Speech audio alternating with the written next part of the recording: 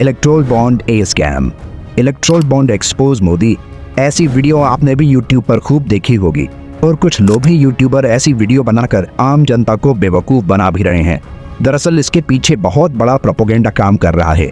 हमें बार बार सिक्के का एक पहलू दिखाया जा रहा है कि बीजेपी को सबसे ज्यादा चंदा इलेक्ट्रोल बॉन्ड से मिला है। ये लोग लिस्ट में से खंगाल खंगाल कर सिर्फ वही चीजें दिखा रहे हैं जिससे बीजेपी और मोदी के खिलाफ माहौल बन सके, मोदी को हफ्ता वसूली और तानाशाही की सरकार बता सके।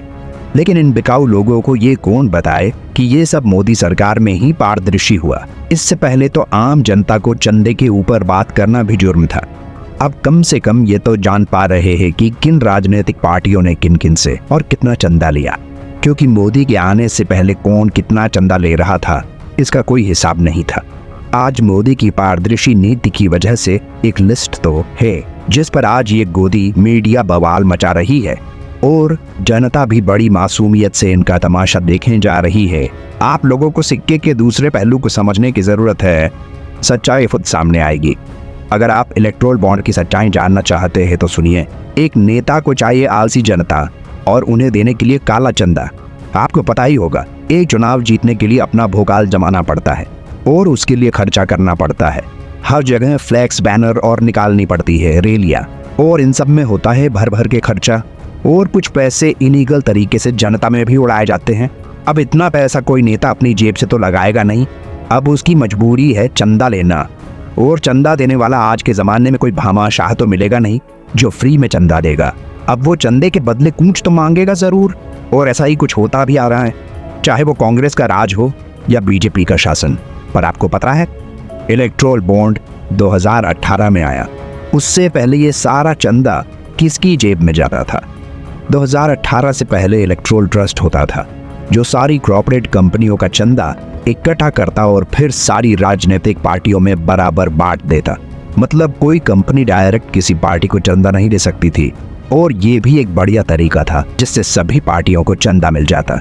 लेकिन दिक्कत तब शुरू हुई जब सत्ता में बैठी पार्टी सबसे ज्यादा पैसा अपनी ओर खींचती।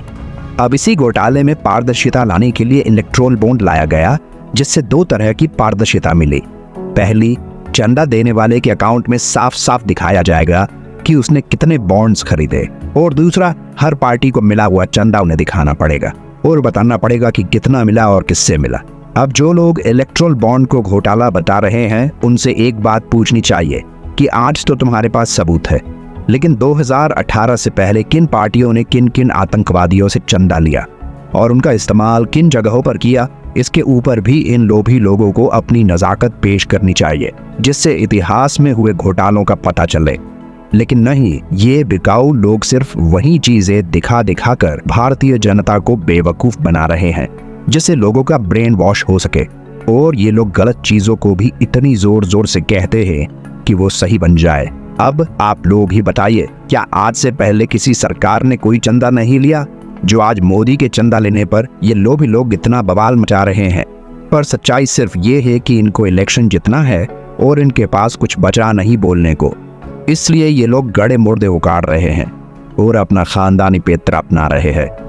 पर इसे कोई खास फर्क नहीं पड़ने वाला। आज की जनता अच्छी तरीके से जानती है क्या करना है और क्या नहीं।